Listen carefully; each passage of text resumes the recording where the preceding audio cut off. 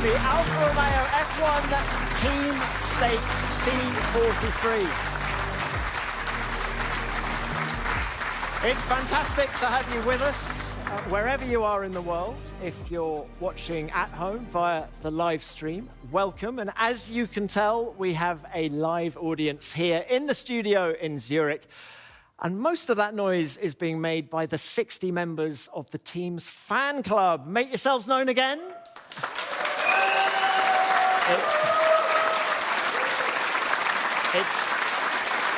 It's great to have you with us. It is also great to have the team's new CEO, Andreas Seidel, with us as well.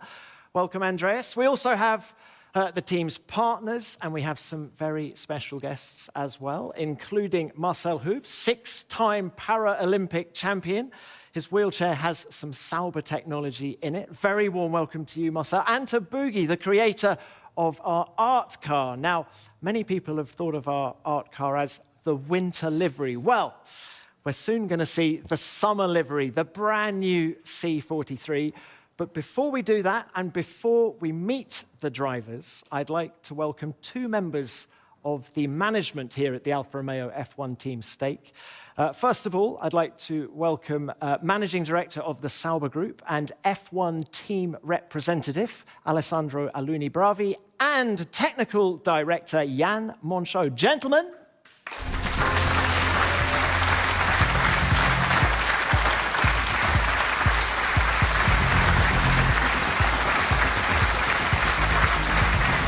Jan, wonderful to have you. Alessandro, gentlemen, please join me at the table. Well, that's a welcome. That's a bit of a rock star welcome for both of you. Now, Alessandro, can I start with you? New role, team representative. Tell us a little bit about it, and do you get that kind of welcome everywhere you go? Everywhere you go now? For sure, it's first time for me in this role. I want to thank you first, our group CEO, Andreas Seidel, our shareholders. It's a very important day for us, the launch of the C43, and for me to be the team representative makes me feeling very privileged and honored to represent Sauber and Alfa Romeo F1 Team Stake, all our employees, all the people that has been working on this project. Now, we'll hear a little bit more about the car from Jan in just a minute, but it's been a busy winter, Alessandro, for the team commercially. Can you just tell us a little bit about some of the new partnerships we have? Of course, each winter we work hard, to bring to the team new resources, new partners that can help us also to, I would say, change our style, our approach to be more fresh, more innovative. And this year we are really proud to welcome on board new partners, starting from our co-title partner Stake. So the team will be named Alfa Romeo F1 Team Stake. We have a lot of partners that will create huge activations around our brand, our team. And our vision is to get closer to the fan. With all the partners, we want to really activate, to bring our team closer, to expand our audience. And we will start from today with this first official launch with all our members of the Sauber fan club. And this is the mood we want to have. Get on board, get closer, become part of our family, as a partner, as a fan. Yeah, welcome to the family at home. Welcome to you guys as well. Now, so much expectation and excitement surrounds the launch of a new car. Can we talk about goals? What would you like to see from the team this year? We don't want to fix targets. It's always difficult ahead of a season to know where we stand, where our competitors will stand. What we want to do, clearly, is to continue our growth. We want to address all the weaknesses and to work to improve our team in all areas. So we don't speak about single targets, but we want, of course, to continue our progressions and to have a better overall performance throughout all the season, being more consistent. This is the target. Okay, thank you for that. Jan, coming to you now. Tell us a little bit more about the C43 project. When did it start? And what goals did you set for your design team? So the project started a couple of weeks after last year's rollout, effectively, where we started drafting the strategy for 2023. And relatively clear for us, we identified areas where we saw there was still potential for us to unleash, potential we wouldn't be able to unleash in the 22 season. And therefore, as you will soon see, we concentrated mainly on the rear part of the car, where we just wanted to be brave enough to do the next step in terms of pure development on the rear end, which opened the door to a lot of other solutions we couldn't implement last year.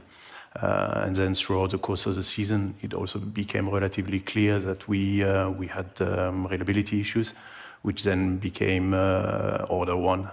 So there is also a lot of things we changed on the car, but also internally in terms of processes to address that topic, because historically we were always very strong with the reliability. But last year somehow we lost a little bit what used to be one of our biggest strengths. So it's clearly, as also Alessandro said, is one of the focus of or one of the area of major focus for us this last winter. Yeah, and there have been a few regulatory tweaks over the winter. How much of a headache have they been? I mean, we like change, so it's always a new opportunity when rules are changing. We were slightly irritated by the timing because it was decided very late, and usually late changes are favoring bigger outfits, but the changes are mainly on the floor side, where the FIA decided to lift the edges by 15 millimeter. It doesn't sound a lot, 15 millimeter, but that was enough to keep us scratching our head and having to redo all the floor and rear end of the car alongside those new rules. And yeah, so far I'm pretty happy about the progress we did. And do you expect the field to close up this year? Alessandro has already spoken about needing progress from the team this year. If we do that, do you think we can progress up from 6th place in the Constructors' Championship? I'm expecting, I'm under the assumption that the field will, at least the midfield, will be more close together because of the rules that are in place, limiting the amount of tests you can do depending where you were. So those that ended up behind us could do more, which means, strictly speaking, they should be able to find also more performance. So somehow I'm hoping or thinking the midfield will be more compressed, but this is speculation. I mean, some outfits, hopefully but some outfits might have done a brilliant job during the winter and might have been able to do a bigger step than the rest of the field. But as of today, and then we can have a chat after TO1, Race 01, I would hope, also for the fans, that there will be a fierce battle for the midfield, for the top of the midfield among almost 6-7 teams. So I think it's going to be a season where the amount of grey hair will increase. Imagine that, ladies and gentlemen. 6 or 7 teams all fighting over the same bit of asphalt. Let's hope that happens. Now, Jan, there is an old motor racing adage that a good-looking car is often a fast car. How good-looking is the C43 that we're about to see? It's probably the worst person you're asking, because it's my baby and the baby. So, and I won't say it's ugly. I find the car well born. It looks mean. Not only the new geometries, but also the livery, which gives it an additional level of being mean. I find the car pretty sexy, but then again, will it be quick enough? This we will see start of the season. Our hopes are high that we can continue where we ended up the season and fight for those high position in the midfield.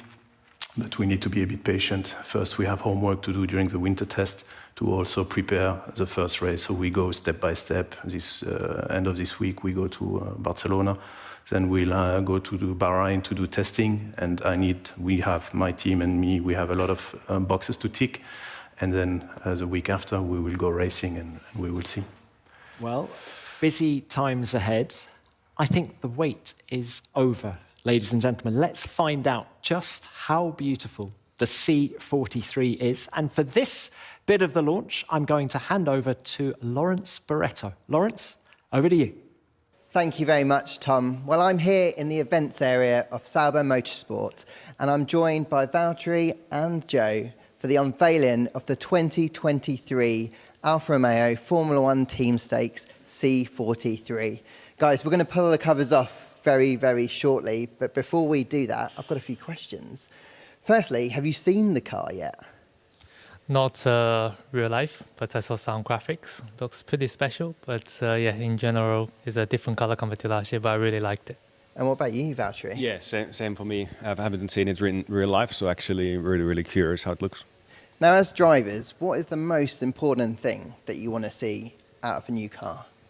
For me, initially, obviously, what is interesting is to see the delivery in detail live, because in the pictures it's never quite the same. But then obviously you go more into the details. You look what is different from previous year, you know, on the front end of the car, in the middle, at the back, you know, cooling vents, you know, new air bits, all these kind of things you start to search for. And what about you, Jay?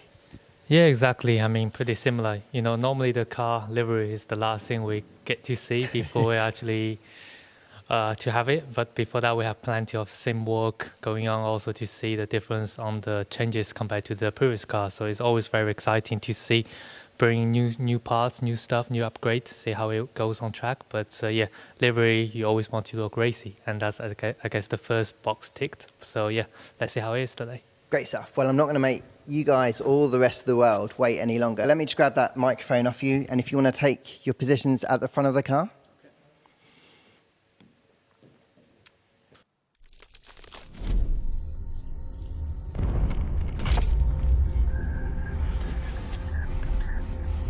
It's Marco, radio check, okay.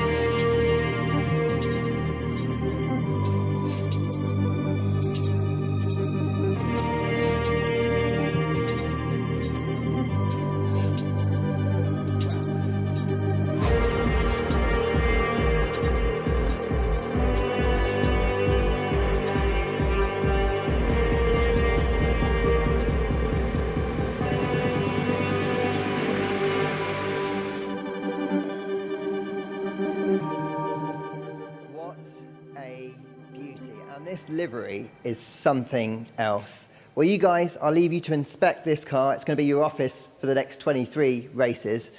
And Tom, well, I'll send these guys back to your way shortly for the rest of the official launch. Wow.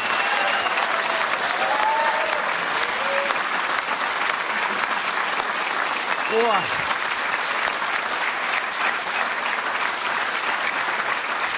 Jan, you were... Isn't it a beauty? It is a beauty. Jan, you are absolutely right.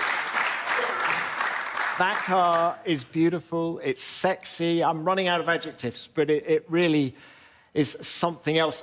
Quick congratulations to the guys and girls at Centro Stile for their creativity in helping come up with that design. But look, now that we've seen the car, Jan, just a little bit more flesh on the bone, if we could, about some of its standout features. You mentioned earlier about focusing on the rear of the car. Is there anything more you can tell us about it? Yeah, in effect, as I mentioned before, we decided to change the rear axis, or redoing the rear suspension, and also therefore the gearbox casing, which then opened the door to new layouts, especially on the cooler side, which themselves, once in place, allowed us to develop the bodywork as we've been doing, which last year during the season was not possible. And the concept we had followed last year, we were of the opinion had come to a sort of plateau, and to unleash the next level of performance, we had to do all those changes. So that's been quite a journey for us because it's a big complex part we had to redo. And then evidently how all the rear end works with the floor alongside the new race. So we've really been putting a lot of effort on the second part of the car, while the front will be successively developed during the season. Now, one of the subplots of last season was porpoising or bouncing. Do you expect there to be a recurrence of that in 2023? I hope not. I hope not, because we have only 3 days of winter testing, and if we were caught in a similar situation than last year, then it would be a nightmare, because if we spend a day and a half in the garage trying to fix a car like happened last year during the first test in Barcelona, then the start of the season would be really at jeopardy. So the hopes are quite high from what the FIA said and all the metrics, all the methods we've developed in-house, that the topic will be delayed, because you can't really get rid fully of the phenomenon. You can just postpone, delay the moment it gets triggered. And I hope with the changes of the rules and the work we've been doing, also developing the new floor, that it will be delayed up to a point where we effectively never get there and never have the porpoising. Now, the very fact that I said it probably means we will have some porpoising. I just hope it will be another team and not us. I'm sure we won't. Look, you've mentioned the shakedown at the end of the week. Then we have 3 days of testing in Bahrain. So the shakedown is in Barcelona. The testing is in Bahrain. Just how important is it for the car and the team to have a smooth build-up to race one? Smooth doesn't mean slow. Huh? That's for my guys at home. It will have to be a quick ramp-up. These tests are fundamental. The car is being developed basically virtually on computers, in simulation and in the wind tunnel. And the shakedown is the first big milestone to ensure the cooling layout, all the hydraulic pipes, all the electronic, and believe me, it's an absolutely nightmare. And the guys at home have been doing a brilliant job. Is working, because if the electronic, you know that from your own car, if it doesn't work, the car doesn't drive. Huh? So it's really the first milestone to tick and start getting a feel from the measurement we can do on track if they are in line with our expectation.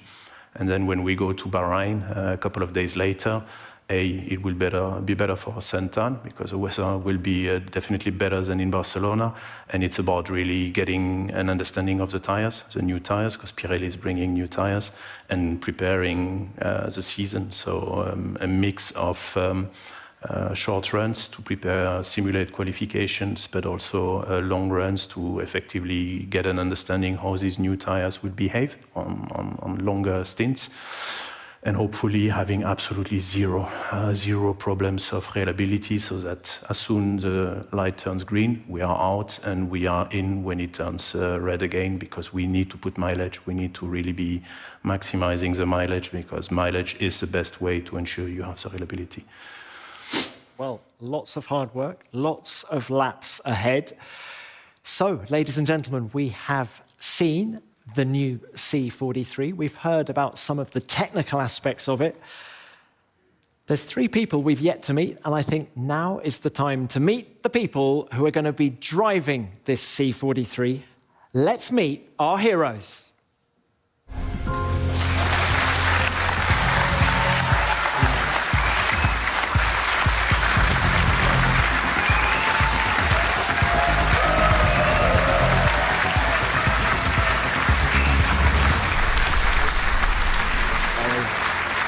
Ladies and gentlemen, here they are.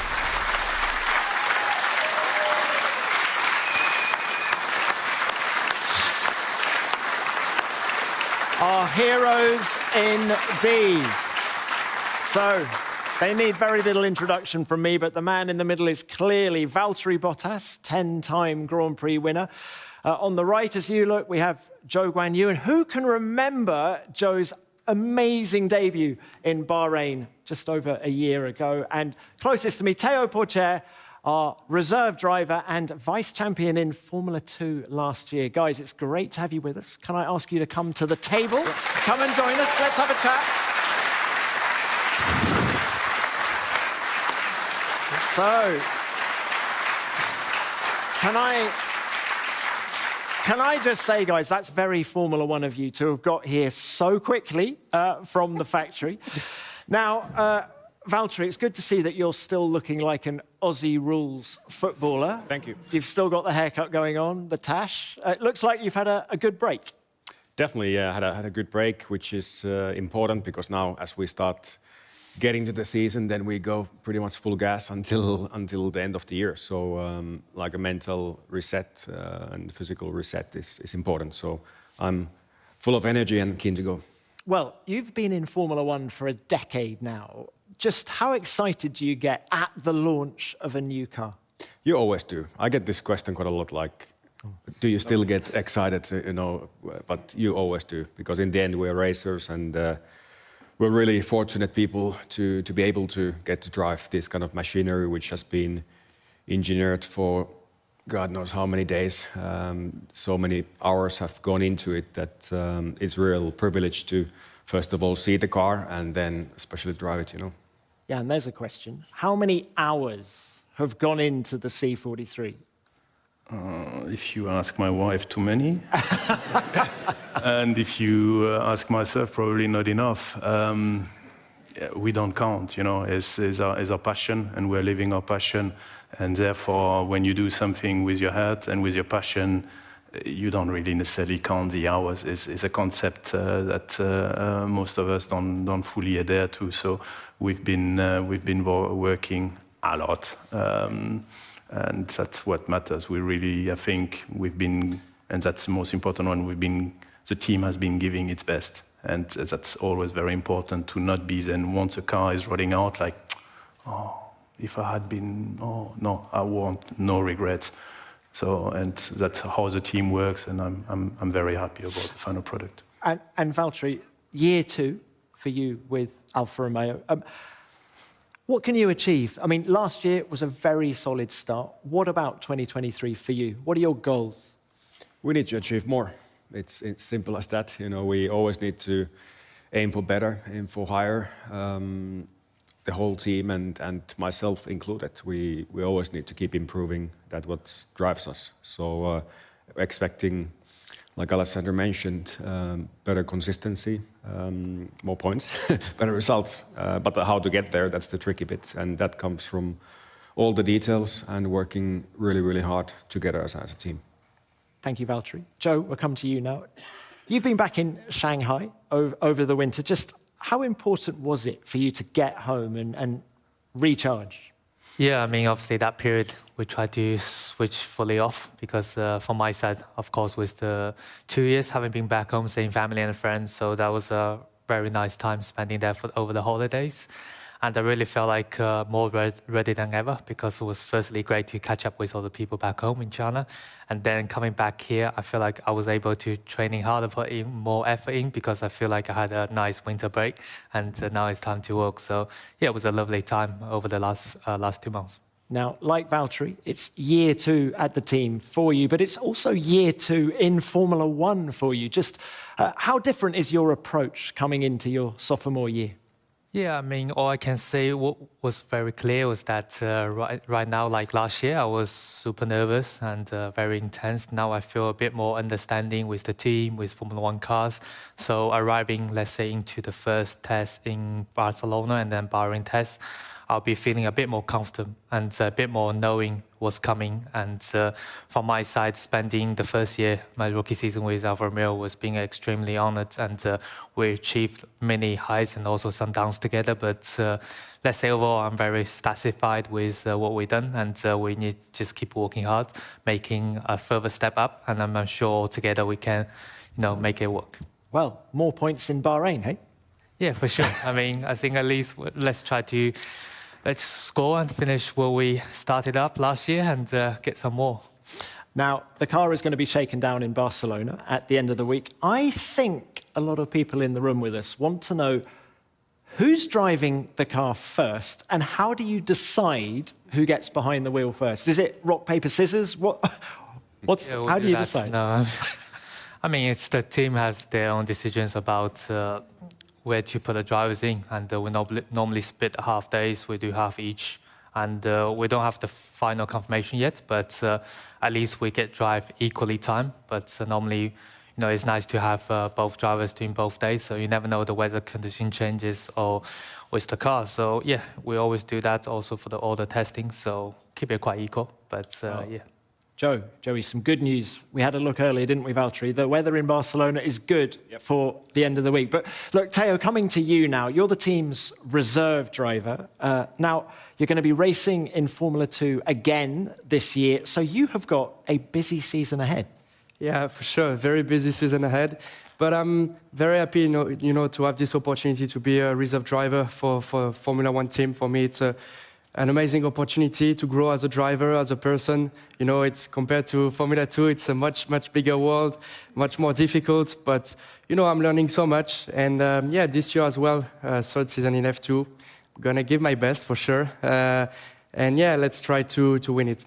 So, trying to win F2 and lots of sim work at the factory. And I also believe you're doing some work experience. Is that right? How's your coffee making? No. No, for sure, no. I'm working there. I'm living now next to the factory as well, which is good for me.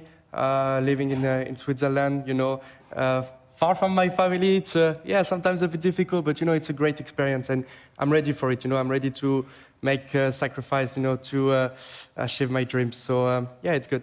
Now, Alessandro, obviously Formula 1 is a team sport, but what do you want to see from these guys, our drivers, this year? First of all, I want to say that drivers are a very important asset within any Formula 1 team. And we are really happy to have this drivers line up. Valtteri, we know, is a multiple race winner, has been instrumental last year to develop the team with this contribution. Guan Yu has an exceptional start of the season, but he's also developed himself during, all the season. I think we have a strong driver lineup. We need, of course, each of us to deliver the very best performance for the team, but they are all complementing themselves very well. They work very well together, so the teamwork is one of our key messages, is the spirit of our team, and they represent this team spirit in the very best way. Theo is a strong addition, is young, is talented, is focused on this Formula 2 season. But of course, for him, will be very important to learn the team, to get known with the team. And I think that, we are really happy. And we need just to start the engine and let's see. Well, not long to wait. Ladies and gentlemen, give it up to our drivers, Valtteri, Joey, and Theo. All right. Now,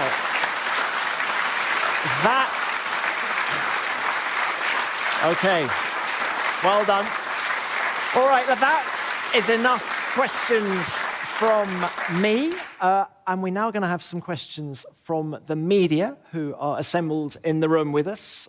Who has got our first question, please?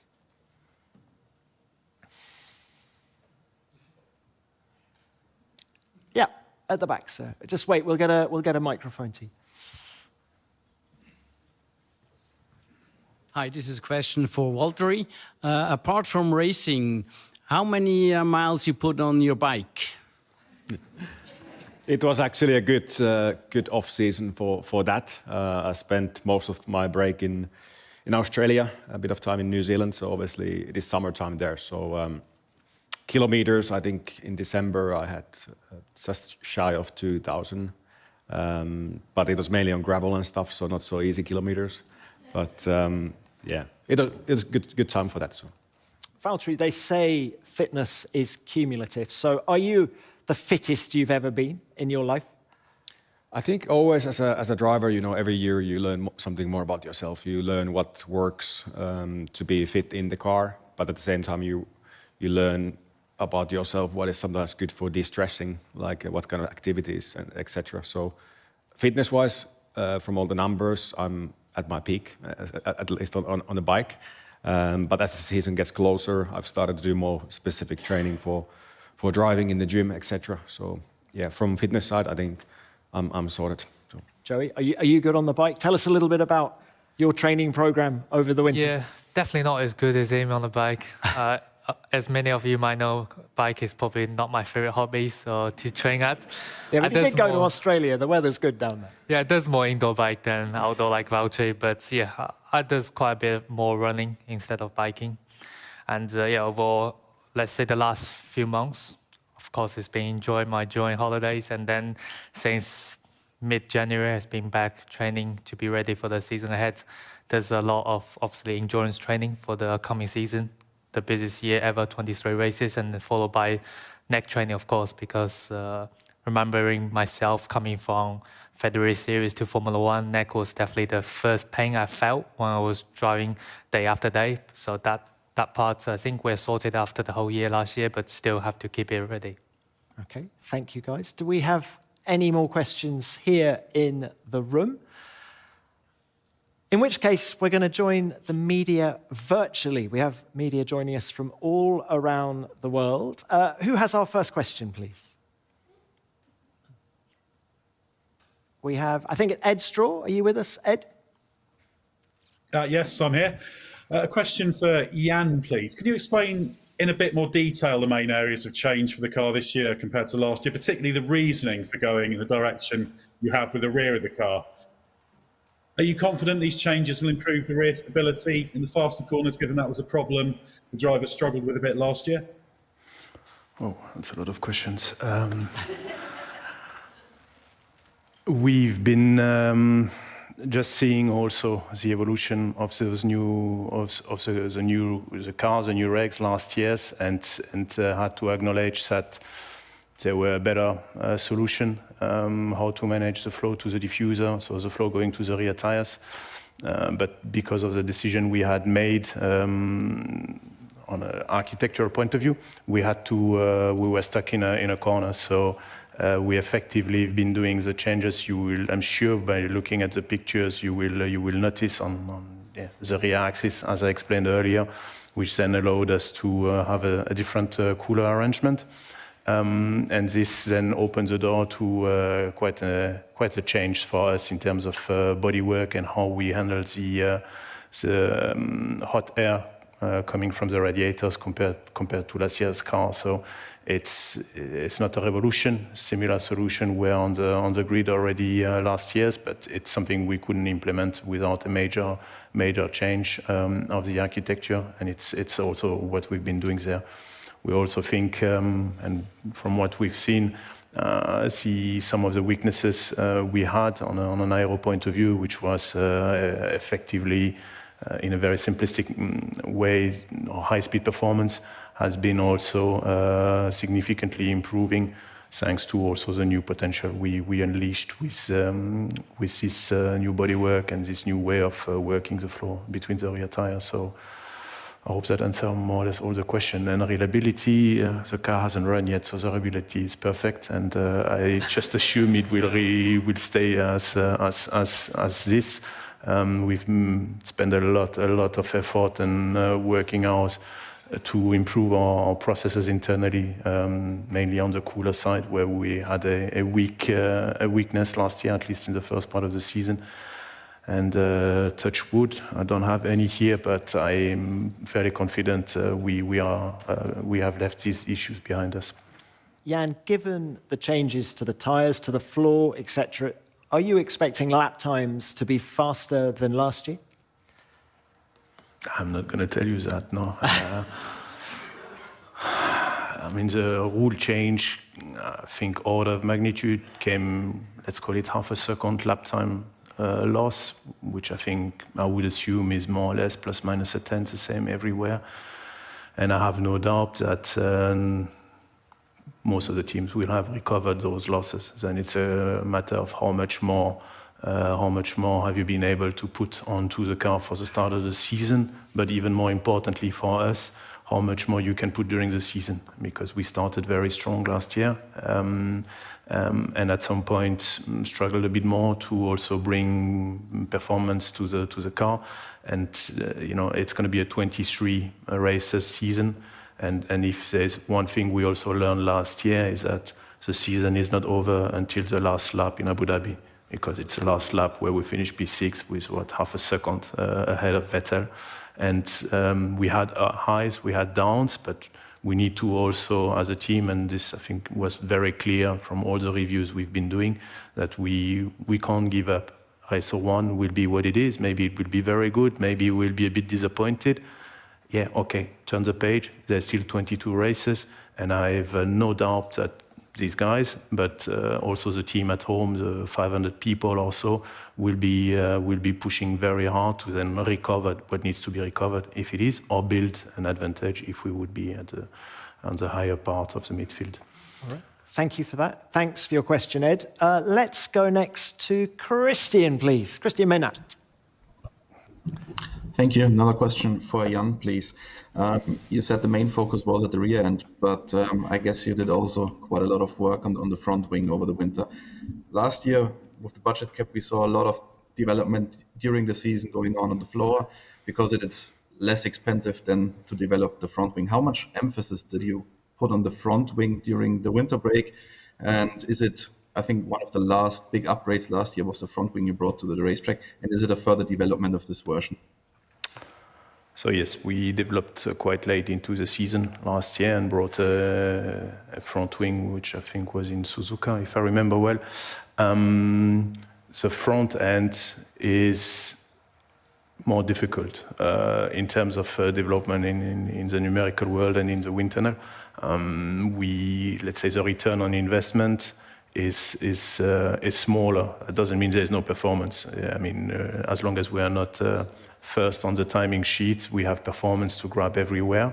But since you've got limited amount of wind tunnel runs to test you are allowed to do, and you've got also limited resources, at some point you need to also make strategic calls. Where am I investing majority of my resources? And I am more in favor of doing one thing properly than starting 5 different dishes and then end up with solutions that are just marginally better. So the front end, don't worry, we've been working on, and there will be also significant changes being presented, at least at the start of the season. But it's generally speaking for us is an area where we struggle more to put performance because of the constraint also of the regulation than on the floor, which is offering a lot more freedom. So, and I have also when you look at what was done last year throughout the pit lane, there is a clear sign that people have been working harder or bringing more updates on the floors and on the front wing, and it's simply because it's more difficult to bring performance through the front wing with those rules. But there's still performance to grab, no doubt about that. Thank you, Jan. Thank you for your question, Christian. Next up, Ian Parks, please. Ian. Hi, Tom. Hi, everyone. My question's for Alessandro. Alessandro, you've been designated as team representative. I wondered if you could outline your roles and responsibilities in comparison to being a team principal. How much power of authority do you have as a team representative, and how much will you be drawing on the experience of Andreas to help you run the team initially? Thank you.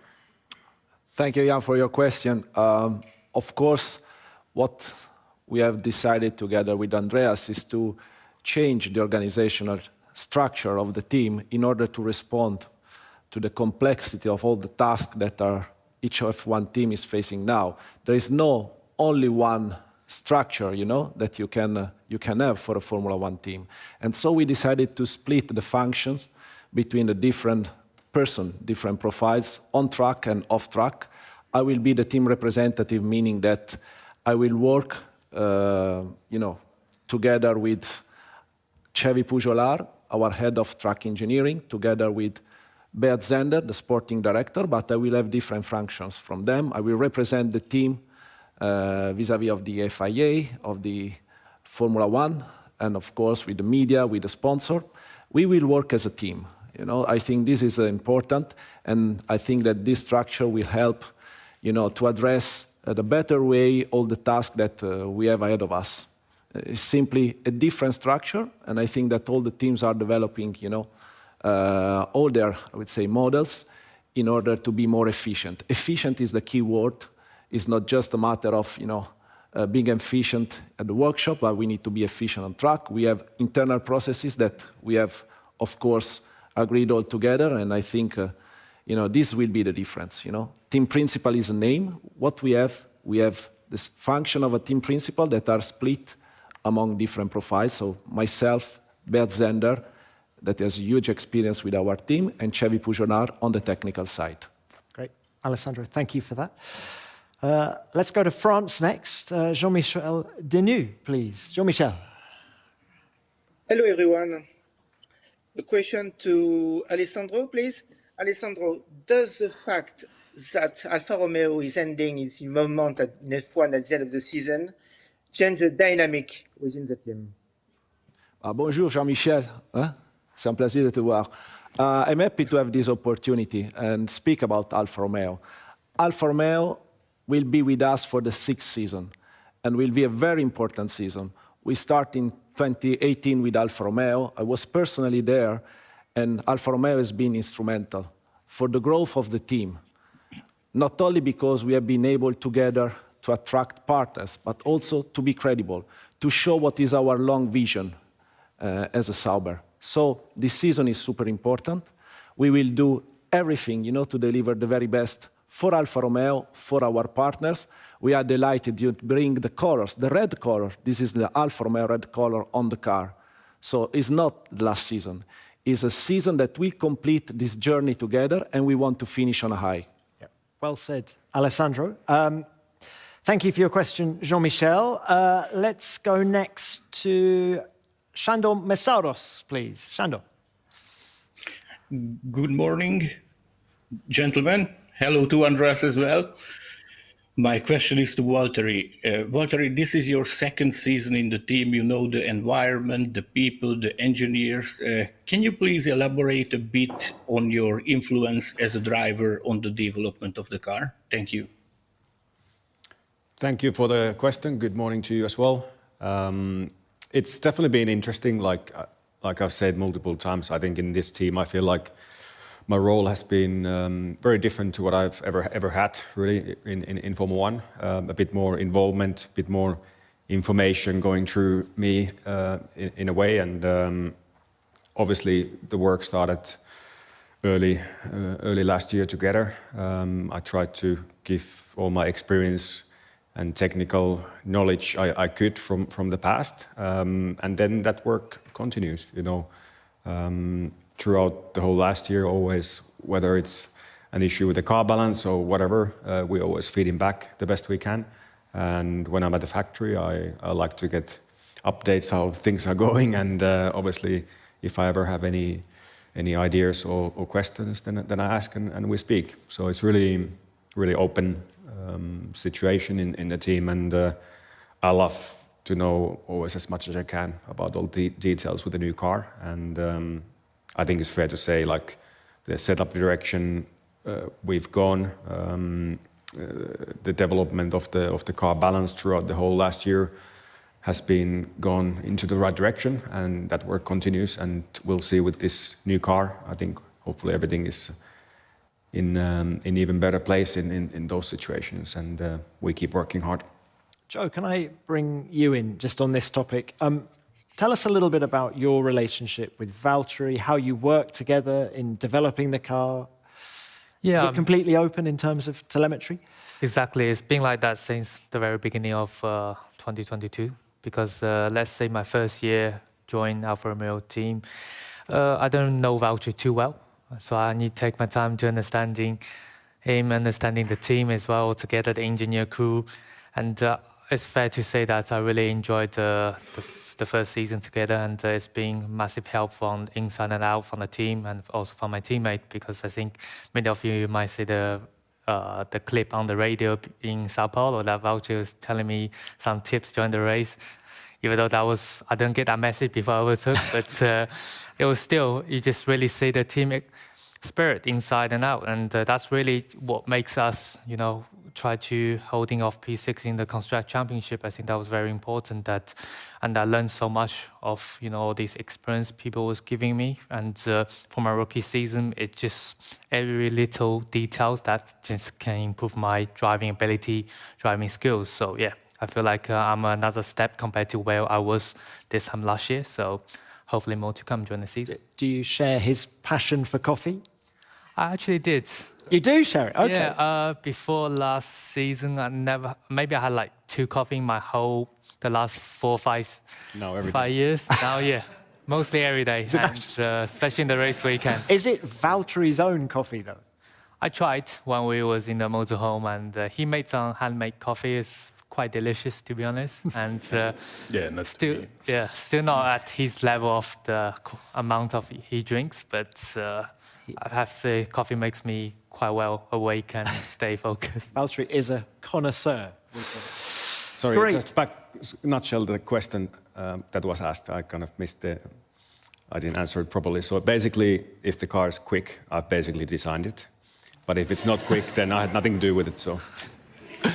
In a nutshell, that's what's happening.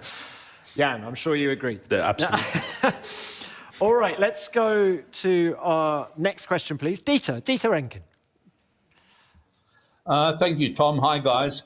A question for Jan, please. Jan, last year's car was fundamentally a clean sheet design for obvious reasons, new regulations, etc. Whereas this year's car, as you've outlined, is more of a sort of evolution rather than revolution. What do you and your team prefer, starting from a clean sheet or eking away little improvements here and there? Good morning, Dieter. I like the orange. It's very orange today. Always, yeah. Effectively, as a small team, we like the challenge of a blank sheet of paper, where I think we also showed last year in a limited amount of time, with limited resources, that we were capable of doing things that were not too bad. Which means it's what we prefer.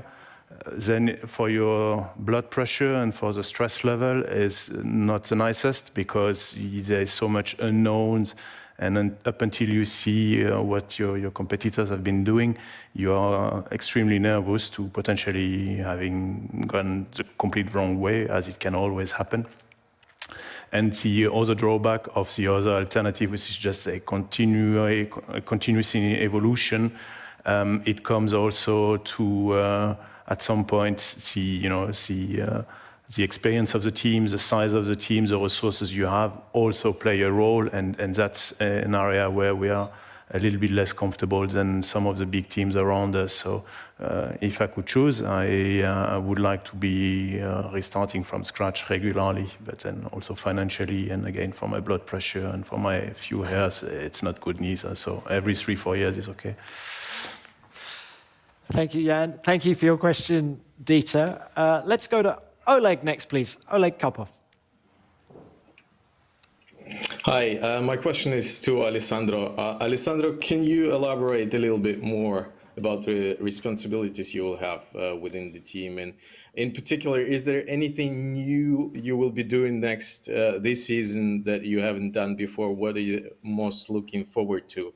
And what do you think you need still to learn and understand? And even given your experience in racing.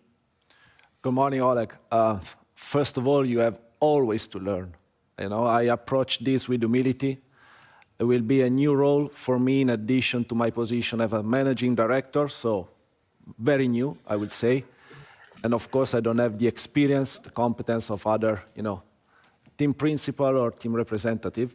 So for me, will be first day to start learning, but I have a strong support from a team, very, competent people, a strong group working around myself.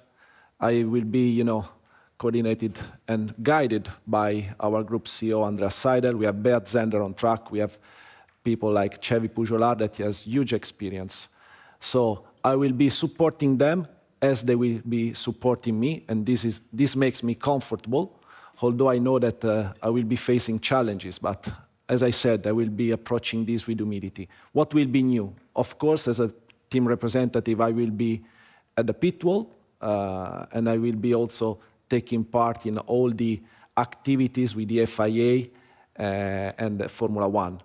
So I will be leaving, the race weekend, of course, together with the team. I will be there to support them. I will be there to support the driver. And then what I said some days ago for me is very important, is the target. What is the objective? The objective is to gain respect of all our people working together with me at the factory and on the track. This is the personal objective, and I think nothing new. I'm one of the people working on track, not the most important one. The contribution of each people off and on track is key for the Formula One team as for any company. And I will try to give my best and to contribute a little to the success of this team. You will do that. Looking forward to having you in the FIA press conferences as well, Alessandro. Look, the clock is ticking here in Zurich, so we are running out of time, but we have time for one more virtual question. Andreas Haut, please, over to you. Thank you very much. And first of all, hello to everyone. I have a question for Jan. As you've matched the minimum weight already last year, did you build a new chassis for 2023, or is the C43 built on the old one? And if I may ask a short one for Joe as well, where do you have to improve most for the second season in Formula One? So you start. And I think, Yeah, firstly, good morning. From my side, I think as a team is quite clear, is the first, let's say, the 100 meters.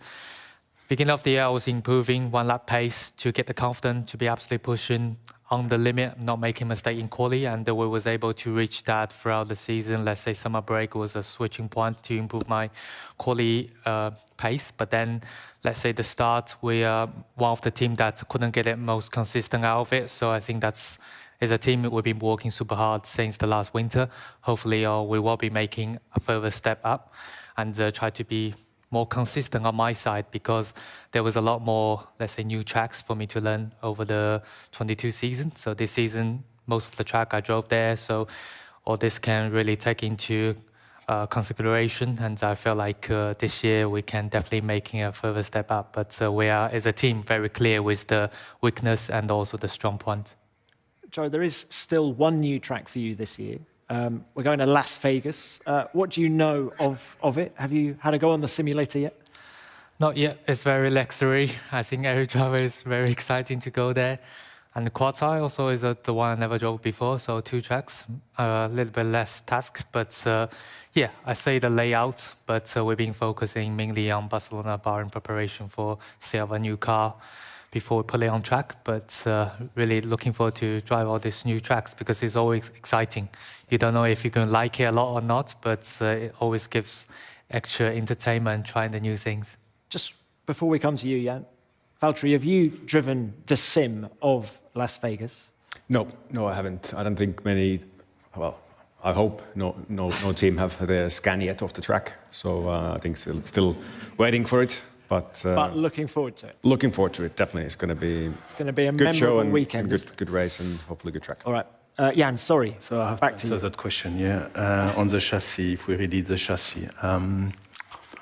The chassis we changed in some areas, and I might be a bit mean, but I will just invite him to look at the pictures and try, like my kids are doing, try to find at least 7 differences between the chassis from last year and this year. And depending how many he can find, he will have the answer to his question himself if we did a new chassis.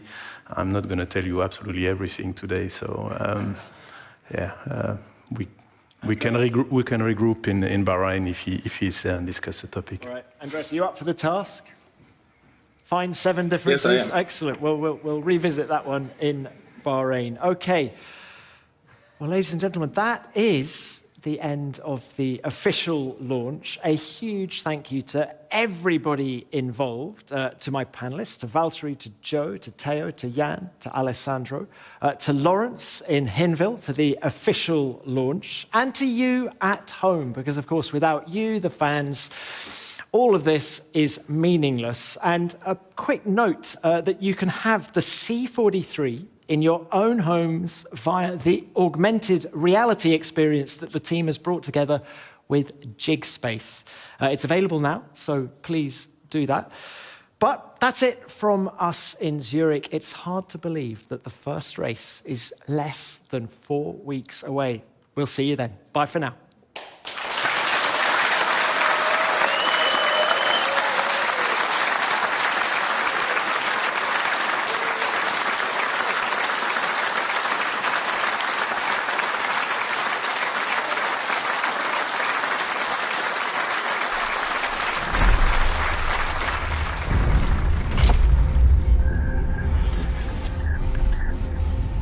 Marco Radio check, okay?